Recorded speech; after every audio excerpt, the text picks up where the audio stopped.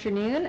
Very pleased to introduce Dr. Tiffany Ho, who's visiting us from the Bay Area. She is at Stanford University, an instructor there at the moment. And Tiffany was an undergraduate at UC Berkeley and then came to UC San Diego, where she did her doctorate work in the Department of Psychology. Her work has focused mainly since that time on adolescent depression and anxiety. She's a fantastic neuroimager who has expertise now in spectroscopy as well as functional MRI and other neuroimaging modalities, even with teenagers, which is not the easiest population to study in the scanner. Tiffany was awarded a K Award from NAMH in June, and we're very excited to hear the details of her K Award and all about her proposed research. Take it away, Tiffany. Oh, and I should add, Tiffany is coming down with a cold, and so hence the tissue. Yes. So hopefully we feel okay, and thank you so much for presenting to us. Yes, no worries. She already has. Do I have a mic on me? Yep, you're all good. All right, please let me know if you need me to speak louder. I am battling a cold, of course, but as you'll see, what I'm experiencing will be very relevant to what I'll be talking about today. So my talk is Neurobiological Stress Mechanisms in Adolescent Depression, Pathways Toward Early Detection and Prevention. Right. So I want to start with why should we care about depression? Major depressive disorder is a relatively common and severely debilitating condition, and it represents a huge societal burden. It is currently the leading cause of disability in the United States in individuals between the ages of 15 and 40, and it accounts for more than $40 million worth of disability days per year. And to put that into perspective, that is more than cardiovascular disease and cancer and other chronic conditions combined. Unfortunately, 80% of people who develop major depressive disorder experience recurrent episodes and other lifelong physical and mental health difficulties. And as a lot of you are aware of, major depressive disorder is a significant risk factor for suicide. And given that about 2/3 of individuals die from suicide on their first attempt, this really emphasizes the need for us to detect and treat depression as early as possible.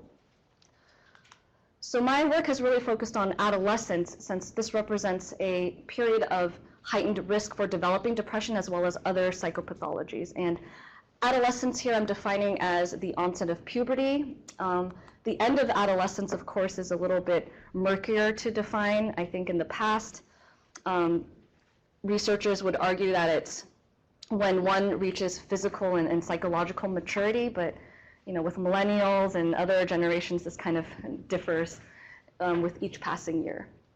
But I'm focused on adolescence as a period of risk because major depressive episodes often emerge during this time. Approximately 25% of individuals in the US will experience a clinically significant episode of depression by age 18. And adolescent onset depression is unfortunately associated with a more severe and recurrent course of depression that tends to be more difficult to treat. And so as you can see from this graph here, the cumulative prevalence of depression seems to begin spiking up at around age 15, and by age 18, you'll see that there's a prevalence of 25%. So what are some current barriers for us as a field in understanding and treating and detecting adolescent depression? Well, the first is that the majority of neurobiological models of depression, of adolescent depression, have relied on models based on the adult brain. But adolescents, they have their own psychosocial stressors.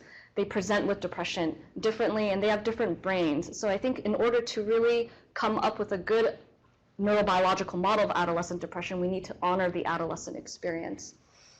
And I think when we start looking at statistics of clinical trials, we see just how insufficient adult models of depression are when we're treating teens based on adult data and adult brains. So studies have shown that over 50% of adolescents with depression will experience recurrence in depression within 2 to 5 years.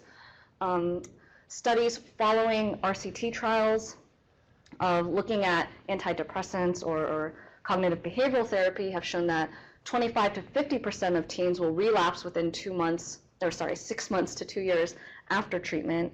And recent Cochrane studies have shown that there's really limited evidence that first-line treatments, and again, these are typically a combination of antidepressants and cognitive behavioral therapy, are really working long-term, meaning that these teens are getting better after 2+ years. And of course, there are some limitations in how we're currently diagnosing major depressive disorder, which is important to keep in mind as we continue as a field. Depression is very, very heterogeneous. There's over 200 ways to meet symptom criteria. And of course, many of us here realize that self-report measurements have very limited reliability and validity. And of course, depression is characterized by various subtypes, with melancholic depression being one key example. But these subtypes have been constructed primarily on symptoms as opposed to objective biomarkers. So I think neuroscience represents a great way to really move towards redefining depression and other similar disorders based on more objective data, as well as taking into account subjective experiences. So here's an outline of my talk, as well as a summary of the program of research that I wish to establish here at UCSD. The overall goal of my program of research is to facilitate the early detection and prevention of depression, particularly focused on adolescents and youth. And in the first part of my talk, I'll review some of the work I've done with Tony Young, who used to be a faculty member here, but who is now at UCSF, where we identified neuromarkers of adolescent depression, neurophenotypes of adolescent depression, focused on frontal cingulate limbic connections and networks. The second part of my talk will be focused on my KO1 study that Susan alluded to earlier. And this study is what I would like to call the TIGER study. So it stands for Teen Inflammation Glutamate Emotion Research, where I'll be testing a novel model of adolescent depression, taking into account stress systems such as inflammatory markers, glutamate systems. And the goal of this study is to characterize stress-related mechanisms that affect adolescent neurodevelopment using a multimodal and longitudinal approach. And hopefully the goal is to start generating candidate markers for early detection and candidate targets for intervention and prevention that we could pursue together. And then I'll end my talk with future directions, how we could target these stress-related mechanisms in the context of prevention or intervention, as well as combining a lot of the neuroscientific markers that we're looking at with more scalable markers, such as digital phenotyping using mobile apps in order to reach adolescents who may not necessarily have access to neuroimaging scanners or who may not be able to undergo scanning for various reasons. Okay, so first part of my talk, I'll be focused on neuromarkers of adolescent depression, specifically on frontal cingulate limbic networks. Okay, so long-standing research has shown that psychological stress, such as interpersonal loss or academic difficulties, can lead to experiencing the first onset of depression in adolescence. But the mechanisms by which this occurs are occurring through the brain. And these connections, I'm arguing, are primarily those among the frontal cingulate and limbic systems. And so one key area of the frontal system is the prefrontal cortex, which is involved with goal-directed cognition and top-down regulation of affective signaling. Of course, the prefrontal cortex and frontal systems enjoy connections with the cingulate, which is a fairly large structure, but also encompasses the dorsal anterior cingulate here, which is involved primarily with salience processing, as well as cross-modal integration, involved with representing internally versus externally directed cognition. And of course, all of these systems are communicating with the limbic system, and some structures that are very relevant for depression in the limbic system include the amygdala and the striatum, which are responsible for processing affective stimuli and underlie motivational behaviors, so approach and avoidance behaviors. And so a lot of my work has focused on these connections and how stress alters these connections in ways that are relevant for depression. And I'm really focused on these structures as a key neural mechanism by which stress is leading to depression, because these are circuits that undergo extensive maturation during adolescence. And as I'll show you in the next few slides, stress is affecting the developmental trajectories of these connections. And we know that these connections are supporting psychological processes that are typically disrupted in depression. So this includes cognitive control, attentional or salience orientation, as well as motivational behaviors. All right, so with Ian Gottlieb, who is my primary mentor at Stanford now, we recruited a cohort of teens from the community who have been exposed to early life stress. And we looked at white matter connections between the amygdala and the ventral medial prefrontal cortex. So this tract here is called the uncinate fasciculus, and it's highly relevant for emotion regulation and yes. And so what we found was that higher sensitivity to stress in this cohort was associated with greater reductions in white matter organization of this tract. Not only that, but reduced white matter connectivity in this tract was associated with greater levels of social anxiety in this community sample of teenagers. In a separate study looking at resting state functional connectivity between the amygdala and the ventral medial prefrontal cortex in depressed adolescents compared to non-depressed adolescents, and this is a study that was done with Tony Young at UCSF, we found, again, reduced functional connectivity in these circuits in the depressed teens compared to the controls. And so overall, it seems that reduced frontal limbic or reduced frontal limbic connectivity is associated with greater anxiety and depression. Of course, another way to look at functional or structural connections, as opposed to this more targeted manner in which I just described, is to use graph theory, which is a way of looking at the brain in terms of graphs or as a network level approach. And a graph is simply a system of nodes and their connections. So nodes here can be brain regions, and their connections can be the strength of their structural or functional connectivity. And what we found was that inflexible functional connectivity of the dorsal anterior cingulate cortex characterized depressed adolescents compared to non-depressed psychiatrically healthy controls. And what I mean here by inflexible connectivity is a bit complicated, but let me walk you through this. So here's the dorsal anterior cingulate cortex.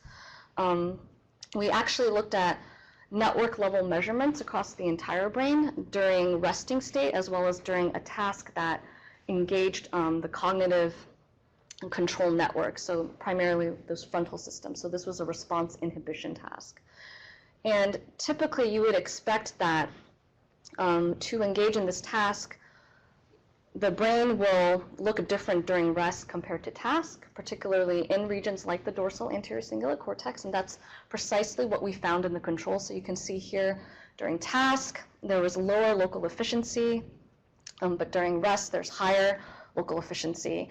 And there's lower local efficiency during the task, of course, because to engage in something very cognitively demanding, you would need regions of the brain to communicate not only with their neighbors, but with more far-reaching structures.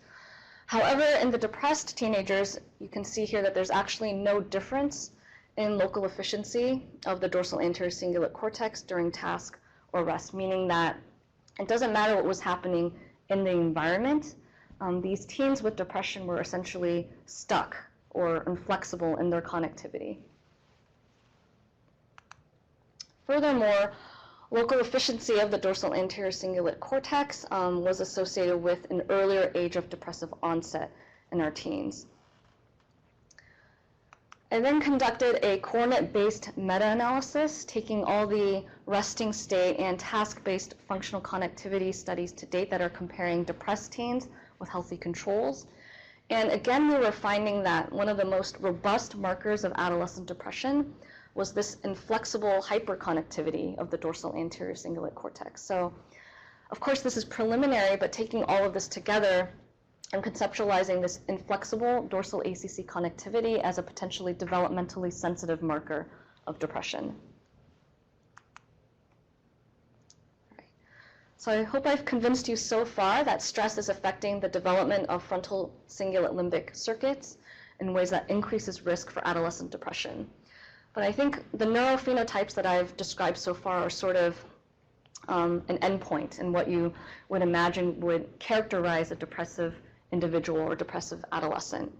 I think it's very critical for us to understand what are the neurobiological mechanisms by which stress is affecting these connections, and perhaps we can target those mechanisms in order to reduce recurrence or even initial onset. And so with that, I'll move on to the second part of my talk, the TIGER study, where I'll be testing a novel inflammation glutamate model of adolescent depression. So you're probably wondering, why inflammation, why glutamate? Well, stress, psychosocial stress affects the immune system in ways that also influence many complex processes in the brain. And this has been summarized very nicely in a paper by Andy Miller at Emory, 2009 Biological Psychiatry. But essentially, you have to read this paper. It's really great. But I'll try to summarize two primary pathways by which stress in the periphery can affect the central nervous system in the brain. And these two pathways are the kynurenine pathway and an inflammatory demyelination pathway. And so the kynurenine pathway is a metabolic pathway. And so anytime an organism is experiencing stress, like I am now, there will be heightened inflammatory responses in the periphery. So an increase in cytokines that then sort of bleed through the blood-brain barrier and interact with microglia, so this blue blob here. Microglia represent the first line of immune defense in the central nervous system. And when these cytokines activate and interact with microglia, they also are activating an enzyme called indolamine. And one of the metabolic byproducts of indolamine activation, in addition to breaking down tryptophan, which is a precursor to serotonin, is this increase in an acid called quinolinic acid. And so quinolinic acid, a downstream effect of this metabolic pathway is that it binds to NMDA receptors that stimulate glutamate release into the synapse. And so you'll see here then that when one is stressed out, you'll have excess glutamate here in the synapse, and a downstream effect of too much glutamate, which is the primary excitatory neurotransmitter in the brain, is that you'll have a reduction of brain-derived neurotropic factor, BDNF, as well as excitotoxicity. So your cells or your neurons are firing a lot, and eventually that reaches cell apoptosis. So I predict then that over chronic exposure or levels of stress, you would then find a reduction in gray matter as a result of this pathway, and again, through heightened glutamate. Another thing that is happening simultaneously is that these cytokines, when interacting with microglia, initiate their own cascade of inflammatory responses within the central nervous system, and so that increases levels of cytokines, chemokines, and oxidative stress. And when that happens, that adversely affects the function of astrocytes, which is this green structure here, which provides a lot of neurotropic support in the central nervous system. And one of the functions of the astrocyte is to take up excess glutamate in the synapse. But we already are seeing through the kynurenine pathway, you have too much glutamate, and through this other pathway, that glutamate isn't being taken up in time. Astrocytes also provide tropic support to oligodendrocytes, which comprise the myelin sheath, or oligodendrocytes, and there are various cytokines, including tumor necrosis factor alpha or TNF-alpha, that adversely compromise the myelin. And so through this pathway too, you then find that there's demyelination over time. All right, so overall, the central hypothesis that I'm proposing is that stress is affecting adolescent neurodevelopment through these inflammatory and glutamatergic mechanisms that disrupt neuroplasticity and frontal cingulate limbic connections, and thereby increasing the risk of depression. And of course, this is not only the first onset of depression, but also recurrence, because I think we should acknowledge too that, that depression itself is a very stressful experience, and that may be why teens with depression are more likely to experience recurrence. So again, just to summarize, stress through the kynurenine pathway leads to a reduction in gray matter, through the inflammation demyelinating pathway, a reduction in white matter, and likely atypical functional connectivity in the form of reduced resting state functional connectivity, or this inflexible connectivity I described earlier, leads to depression, and of course, recurrence could be captured through this framework as well. Okay. So this inflammation glutamate model hasn't quite been tested systematically in adolescents with depression. There is some work in adults and in human adults. Of course, there's a lot of animal work showing that if you inject rodents with cytokines such as interleukin-6 or TNF-alpha, they exhibit sickness behaviors and fatigue, withdrawal, things that, sort of could represent a depressive phenotype. And TNF-alpha knockout mice also seem to exhibit an antidepressant phenotype if you put them under an extreme physical stress test.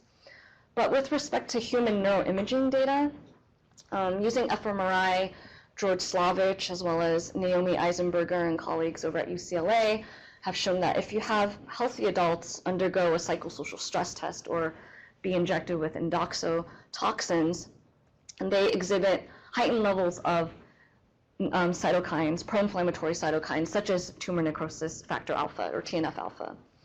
And using fMRI here, George Slavich shown that higher levels of TNF-alpha were also associated with greater activation in the dorsal anterior cingulate cortex to social rejection, which of course is very relevant for understanding depression.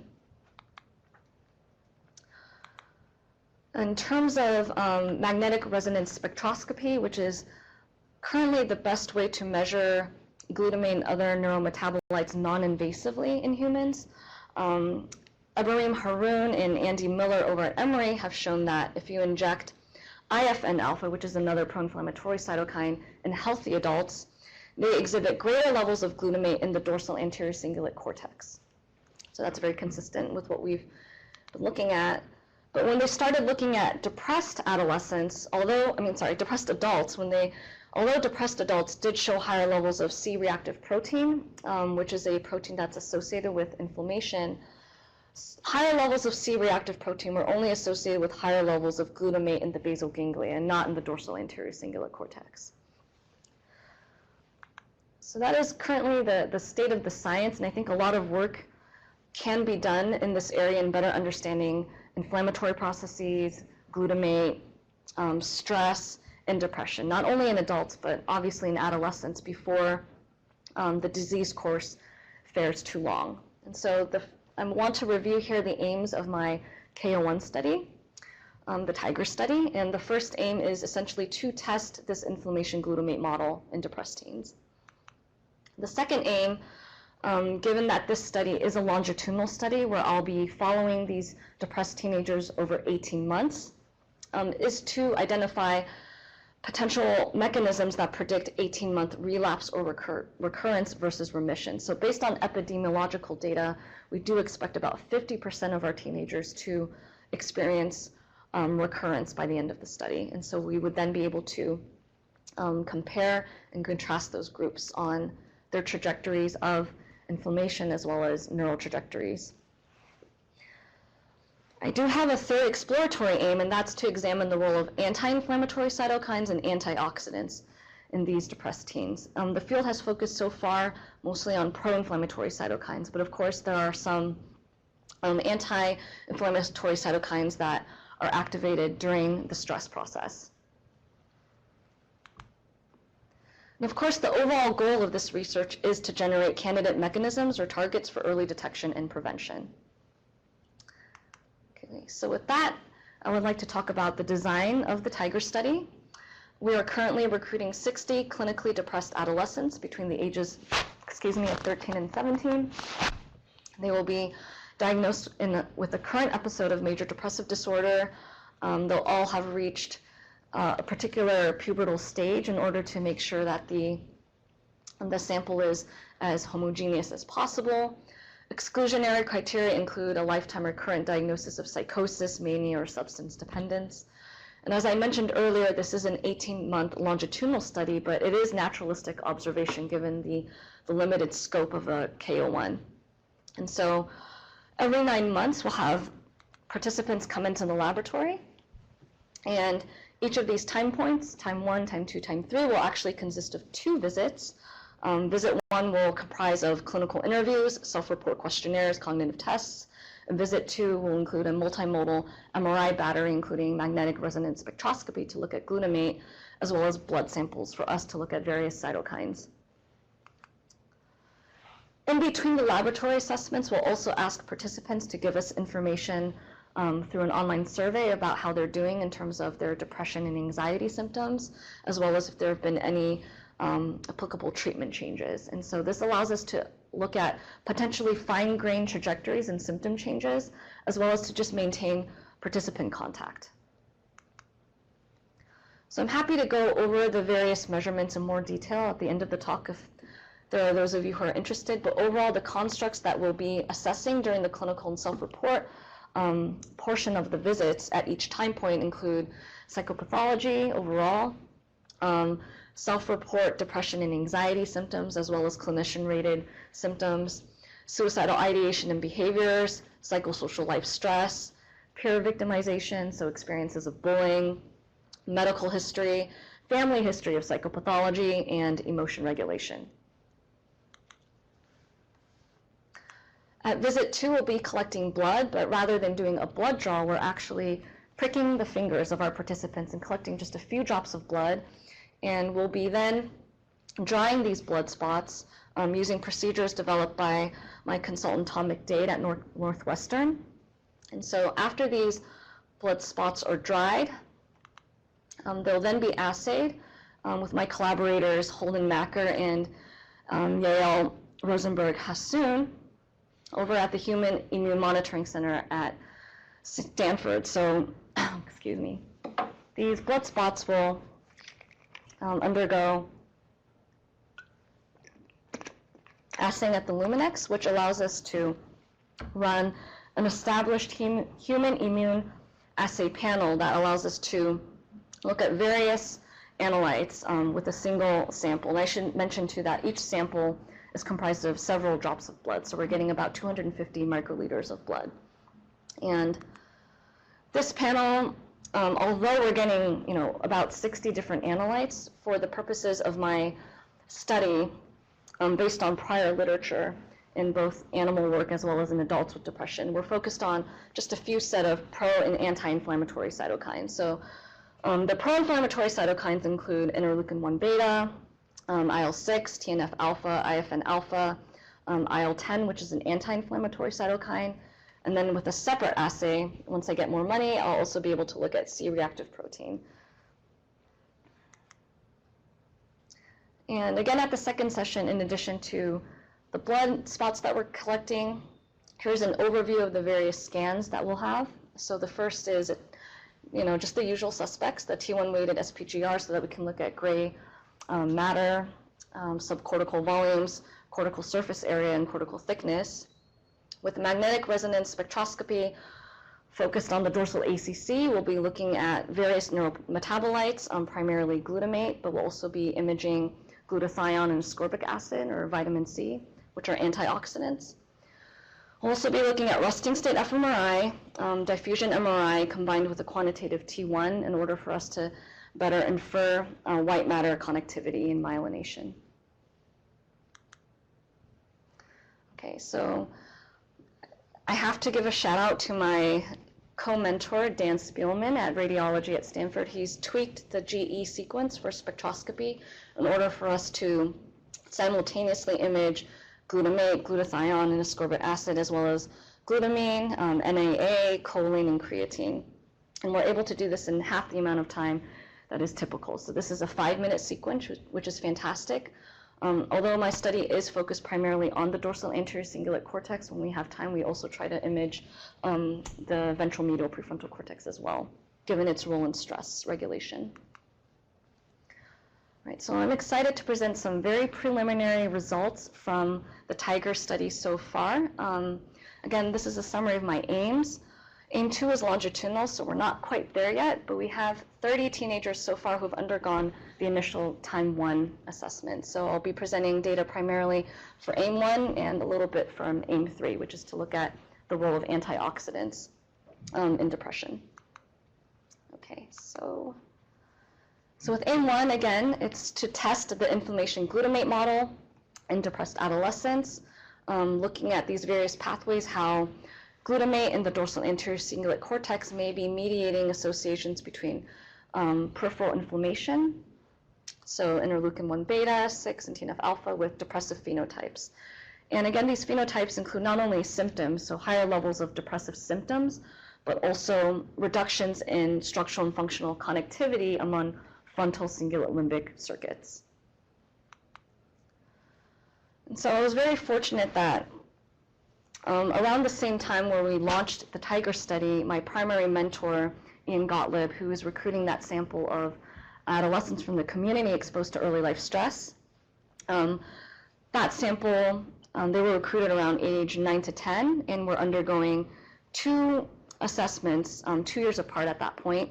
And then we had just received funding to do a 3rd wave of assessments, meaning that when they come in for their 3rd wave, they're actually the same age as my Tiger participants. So I've been using them as a control sample here, which is great. So I was able to add in blood spot collection to that group.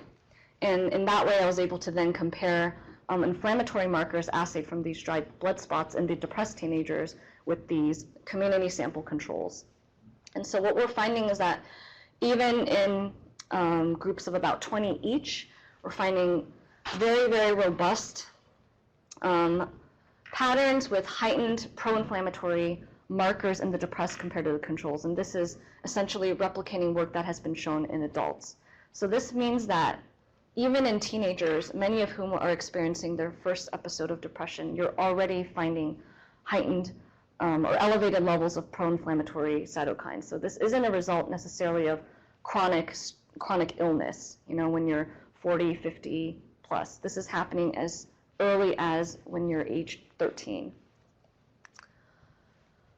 We're also finding that higher levels of pro-inflammatory cytokines are associated with reductions in gray matter thickness in the dorsal anterior cingulate cortex. And across both the depressed and community sample controls, although there were no differences in those groups in white matter connectivity, so this is the cingulate cingulum, which is a major white matter structure connecting the cingulate, and this is the uncinate fasciculus I showed earlier, which connects the amygdala to the ventral medial prefrontal cortex. Although groups didn't differ in white matter metrics in these tracks, we did find that higher levels of pro-inflammatory cytokines were associated with lower white matter organization in both of these tracks. So far we are finding evidence of heightened peripheral inflammation being associated with these depressive phenotypes in the form of heightened symptoms as well as frontal cingulate limbic connections. In terms of dorsal anterior cingulate glutamate, we're finding that higher levels of dorsal anterior cingulate glutamate are associated with higher levels of depressive symptoms within the Tiger participants. And so again, we are finding this association here.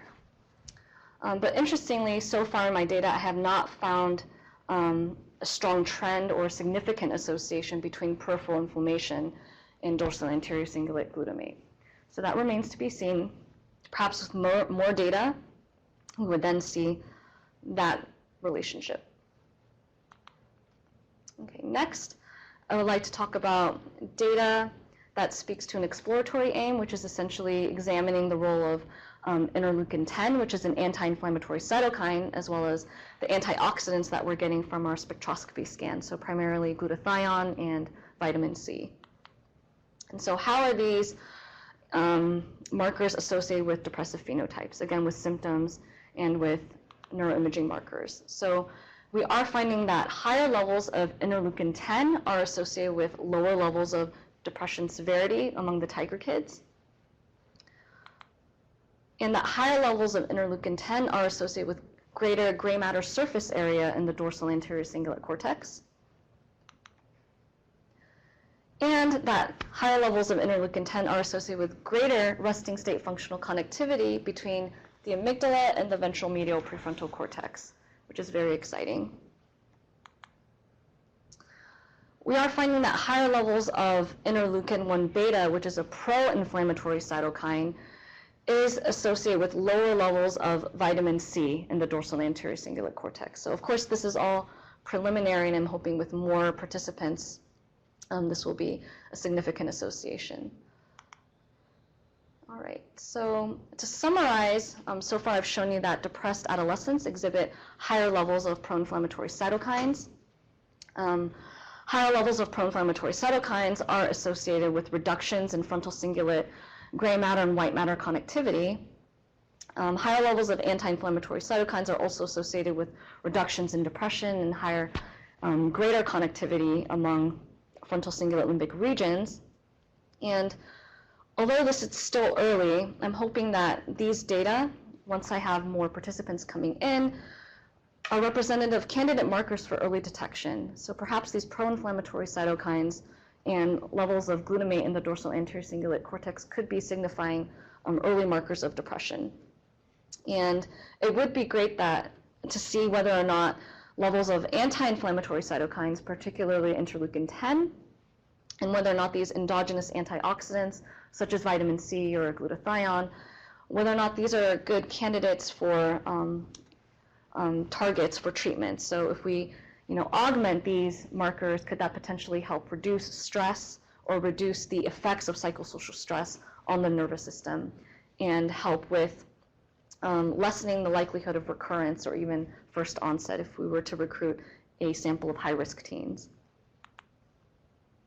Okay, so far we've gone through the first two parts of my talk, and I'll end now with some future directions of this work. Okay, so the first is that I would love to test whether or not these inflammatory and glutamatergic mechanisms, we target them appropriately in at-risk teens, perhaps those who've been maltreated early in life or who have parents with a history of depression.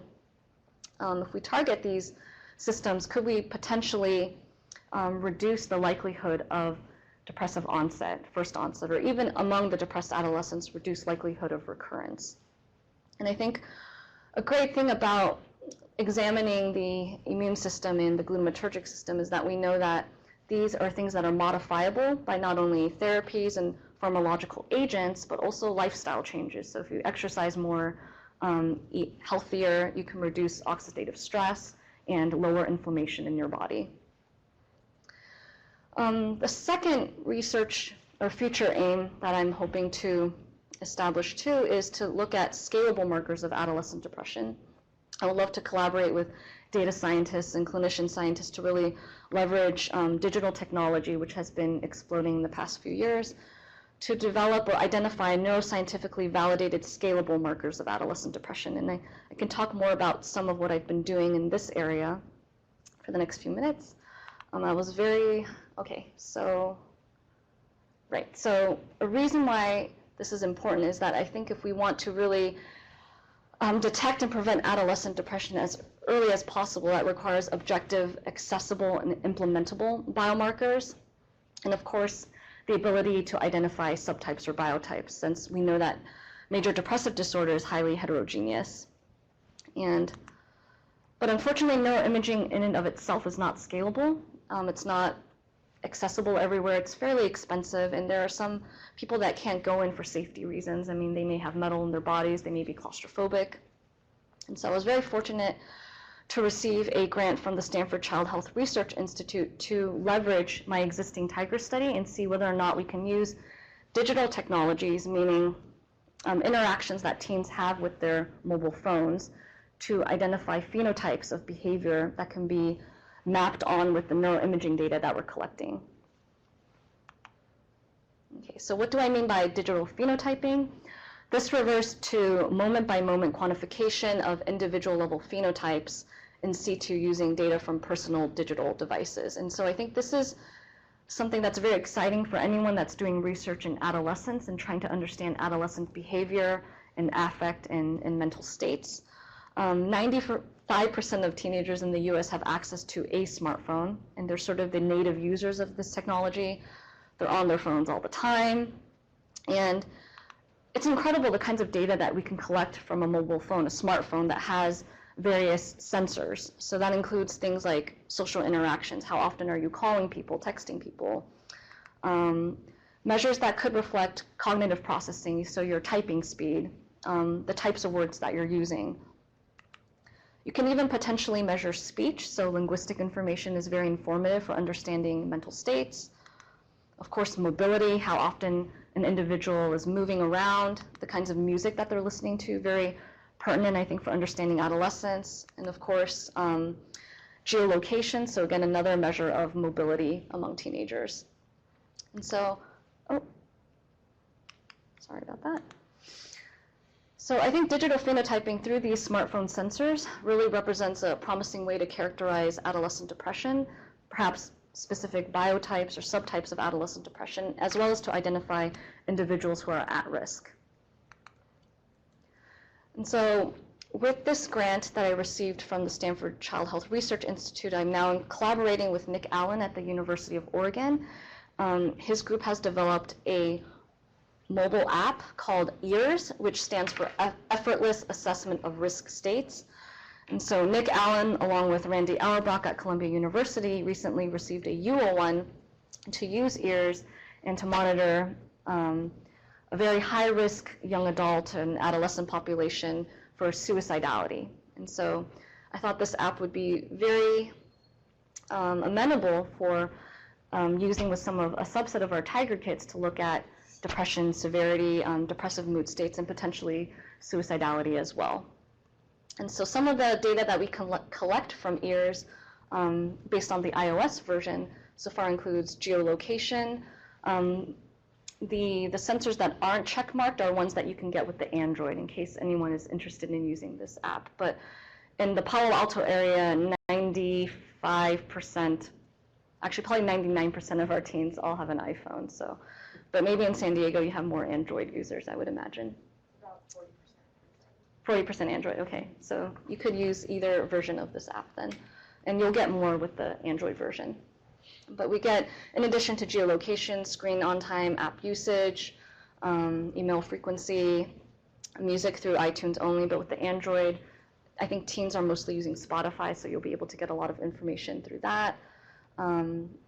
Wearables, including the Apple Watch. And you can also have, in addition to these passive data sensors, so all of this is being collected passively. Teens don't have to do anything once they download the app on their phone. But you could potentially actively collect data too, so send notifications or messages asking teens to rate their mood while they're outside of the laboratory. So this is what the app will look like, and I'll be launching the Tiger Ears portion next month, hopefully, fingers crossed.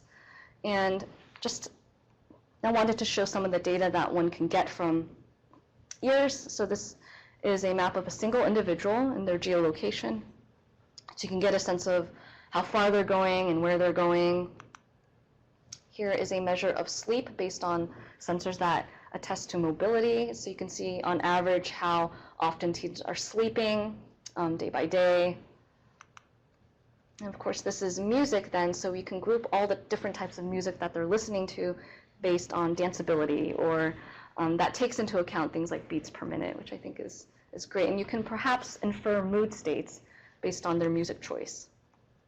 Okay, so Tiger Ears will be leveraging the Tiger infrastructure that I've set up so far. So 25 out of the 60 teens that are part of the Tiger study will also download this EARS app on their phone for about 3 months. And I'll also be recruiting 25 psychiatrically healthy controls to undergo everything that I've described in the primary Tiger study, as well as having Tiger Ears. And yep, so the goal here is that a lot of the neurobiological measurements that we're collecting from Tiger, they're not scalable, but if we map on various markers here with what we're getting with the digital phenotyping data, perhaps we can then get these scalable markers of depression.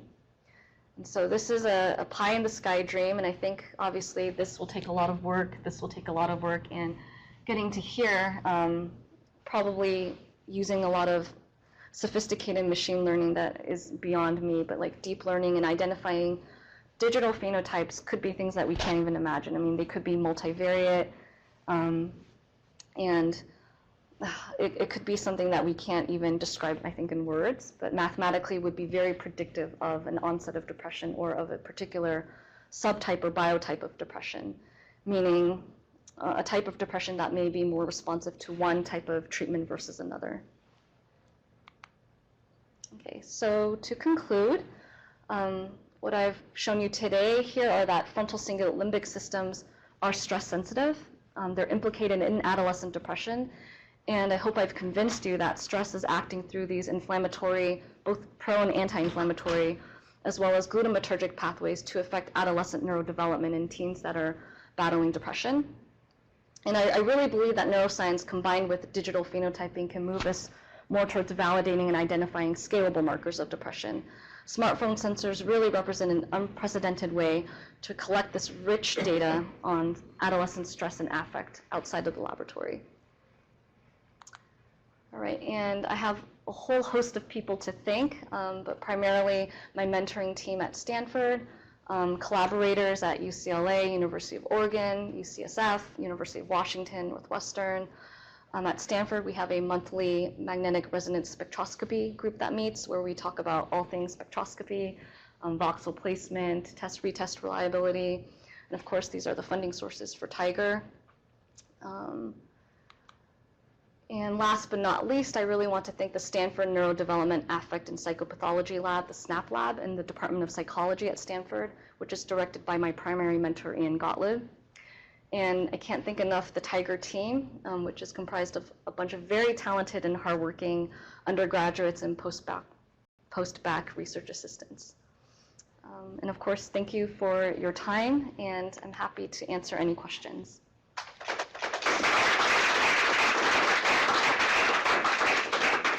Thanks, Tiffany. That was amazing. That was fantastic. We have time for some questions. Oh, yeah. First. Thanks for the beautiful talk. I'm really intrigued by the changes in connectivity between the prefrontal cortex and the cingulate. I wonder the causal effect of stress on these changes. Mm-hmm. Would you say that stress, because there is, resilient groups, at least we see in humans, we see also in rodent animal models. I wonder whether in the group that you could compare with the early stress experience, put it in your machines, if you could see some changes prior to the development of depressive symptoms. I think that's a great question. So your question is to see whether or not, well, I think there's two parts to your question. One is understanding the causal relationship between stress and depression and a lot of the phenotypes that we were describing, right, like cingulate connectivity and frontal systems.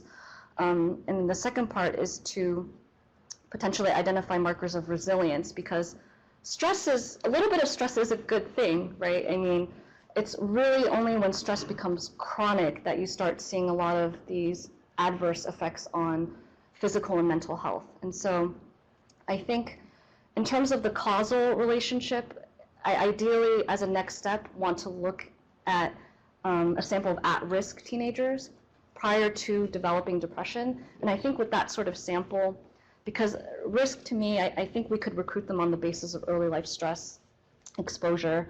That would also allow us to not only disentangle the causal effects of stress and depression, but also look at markers of resilience, because not everyone who has been exposed to early life stress develops depression or a psychopathology.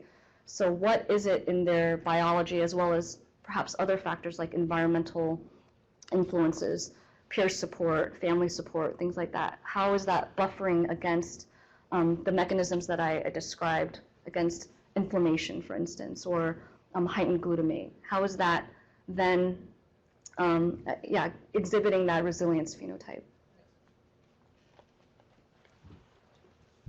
Any questions? Yeah. A lot of what you've been talking about seems to me to be similar to some of the things that are found in multiple sclerosis research. Right. And that being the case, why wouldn't you look at some of the markers for that as well, since you're doing this study? Such as latitude. You're looking at latitude. MS latitude is very specific to northern latitudes. stress is very specific to things like postpartum pregnancy and other factors. So why, and the mechanisms, some of the things operate similarly. Yes, absolutely. So my question is, you're doing all this research on juveniles and potential markers for oncoming stress, and you're getting all this data. I would add some other parameters to this study, frankly. Okay, great. Thank you.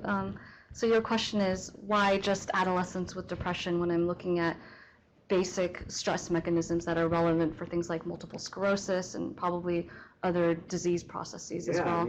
If I had all the money in the world, I would. So I think it does make sense to apply a lot of these, this framework and the markers and the data that we're getting here to other kinds of populations. And I hope that stress is something that is examined not only within the realm of psychiatry, but also in other fields of medicine too.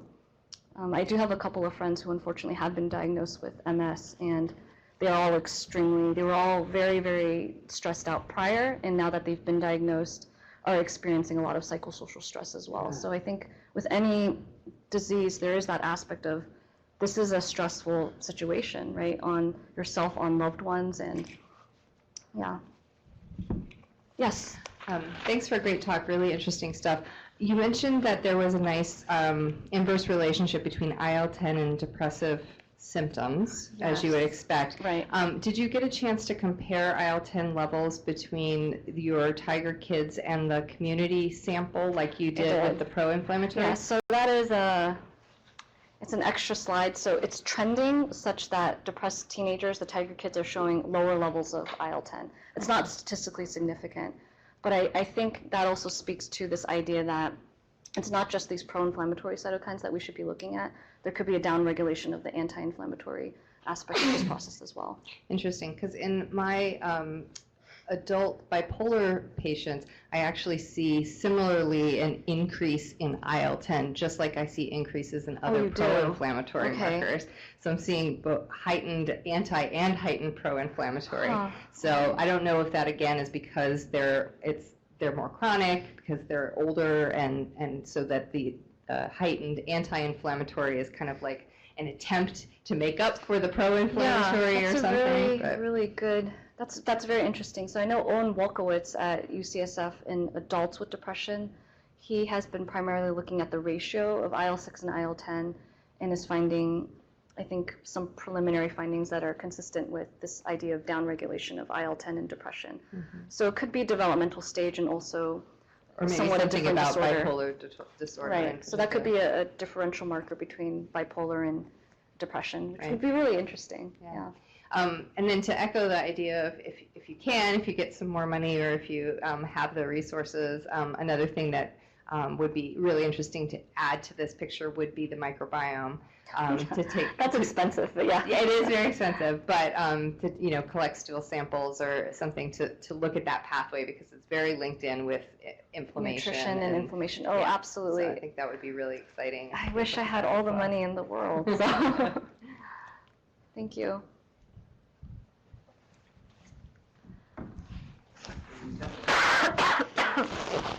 Let you cough and sneeze a bit. You okay? Yeah. Very nice talk, Tiffany. Thank you. Around that time of puberty is when boys and girls diverge in the elevated risk for girls for developing depression compared. So sex obviously plays a very important role in this stage. How are you looking at sex differences in your data, and do you know anything about the sex differences as they might relate to the inflammatory pathways or the glutamatergic system that you're studying? That is such a fantastic question. So the question on sex differences in depressive risk during this time period, as well as those potential effects on glutamate as well as inflammation. I'm trying really hard to recruit an even number of males and females. So far we do have more females in our sample. I haven't explored yet the sex differences. And I'm trying to think off the top of my head if there is any literature speaking to sex differences on glutamate levels in depressed adults. I don't think so. Inflammatory markers, again, I don't think, off the top of my head, I don't know. But I'm hoping this study will give me some pilot data to examine that in a larger sample with an R01, because with 60 teenagers, I mean, that's not going to give me enough. I mean, unless the association was such that it's like this crossed over, I'm not going to have enough power to distinguish between these males and females in terms of their associations between inflammatory markers and depression or stress. So, but I think that's such a critical area of research. In terms of animal studies, those have been primarily done in male rodents, from what I understand. So whether or not that is applicable to female rodents or to female humans, I guess we'll see. But so far it seems like our data, primarily in females, are consistent with what's been found in the animal work.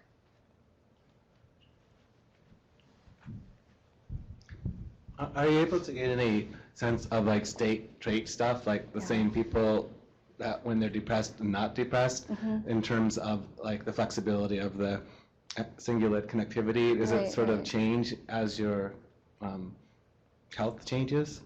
That is such a great question. So whether or not these snapshots that we're getting of the brain are reflective of state versus trait markers of depression, I think it would be, in an ideal world, I would do more fine-grained assessments. So with the Tiger study, it's every 9 months. So there will be changes in depressive state, I'm hoping, I'm betting. We do have about 3 people who've come in at time 2. I would have assumed they would have all got better. They all have gotten worse, but that is a change. Yeah. So I think with the longitudinal study, I could start looking at how changes in depressive mood are associated with changes in inflammatory markers, as well as these neurophenotypes, connectivity of various regions. But I mean, it would be so nice if we could scan teenagers like every 2 or 3 weeks and really get at these fine level changes, because within 9 months, as you mentioned with puberty, a lot can change depending on when the participant or how old the individual is or what developmental stage they're in. So I think what this means is that we, as a field, researchers who are interested in development, whether that's adolescents, pediatric, or what have you, we really want to start sampling at the level of the question that we want to answer. So 9 months apart may not be enough to understand state versus trait in teens who have pretty intense fluctuations in mood, I would say. But combining that with what we're getting with the mobile app, where you're getting continuous measurements, I think that will help us get closer to that. What a fantastic talk, Tiffany. I just had one practical question. Yeah. So a lot of what you're mentioning could be looked at in the ABCD study. Some of the I hope measures so. collected there. We have a large sample. Yeah. We're starting to explore the EARS app to use in ABCD, Okay. and we're just proposing to use a few of the things. But for all the features that you'll collect with EARS for your study, have you encountered any kind of IRB issues or participant or parent privacy type concerns? That's just something that we're worried about. Okay, so I was fortunate to get Tiger Ears approved through IRB. And I will say that Stanford IRB is pretty lenient, since it is the home of various experiments that were not very ethical. So, but it sounds like what I did in my IRB is that I allowed different features to be opted in or out. I think there are some things. So, for instance, speech is not something that I'm collecting with EARS, even though that is something you could collect with EARS, meaning that anytime someone makes a phone call, the app would record everything that's being said. And that's because in the state of California, it's not legal to record somebody else without their consent. So I asked Nick Allen to turn off that feature for our version of the app. But in terms of other things, so prior to EARS, our group at Stanford, Ian Gottlieb's lab, has dabbled with MindStrong, which is a company that is now headed in part by Tom Insel, who used to be at NIMH. It's a similar mobile app that leverages these sensors that are on smartphones to collect passive data, like any interactions with the keyboard, essentially. So frequency, content, word content, reaction time, things like that. And when we piloted that out initially, and the reason why we ultimately didn't go with it was because the iOS version was a little bit clunky. It works best on Android. But when we initially worked with that, kids and parents were fine with it. And I think part of it is because that we are now in a time where technically a lot of companies, have access to all these data already. Google, Facebook knows way more than what we'll get from ears. And those are companies that make money off of that versus we're doing it for research. So, I mean, it may help that in Palo Alto, families are used to technology. They're not afraid of it. But I don't think there will be any much resistance, I think, in terms of parents or kids being willing to use the app. And I think it's very important to emphasize, too, that security is top-notch. I mean, with Nick Allen's group, they're using industry standard procedures for security. There's double encryption and things like that, so people don't need to worry. And again, ultimately, the data is being used for a good cause. So That's great. Thanks so much, Tiffany. Any other questions? We're a little over time at this point. Thank you